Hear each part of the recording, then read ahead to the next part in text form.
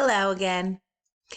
I'm going to be discussing Google Classroom on this page. I'm actually happy that I have an old class from Stockton University uploaded here on Google Classroom from Professor Colony, Stacy Colony. So I think it's a great addition to have so we can see what she did. So I typed in Classroom Google on the browser. You can also get to Google Classroom through your G Suites here.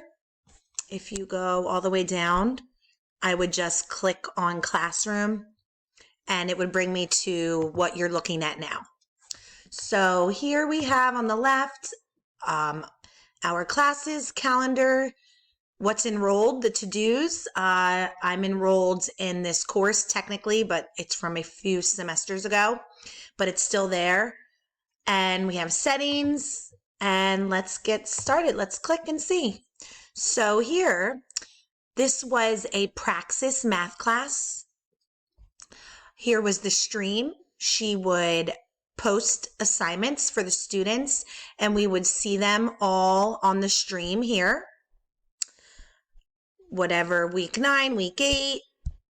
In the corner here, she would write a little message. You could view all the messages if you'd like, or you could view all more closely of the stream. And look at that. Well, that's not true. Maybe she didn't, yes, okay. I was gonna say. Anyway, stream here. So we went through the stream. Here we have classwork. They can track your progress, see a list of your work and its current status. Announcements, how to avoid missing work. Here's all your assignments that the teacher posted.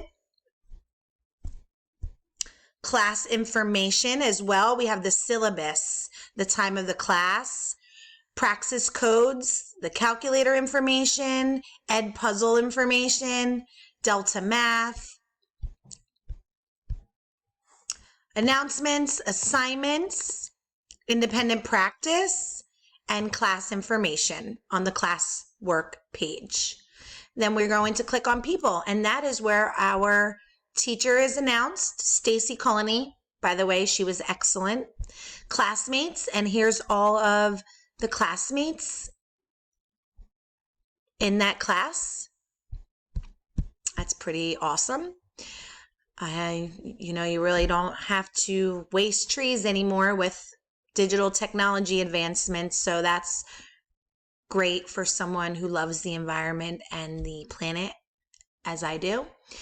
And also, so basically I'm the student right now looking into my teacher's uploaded classwork.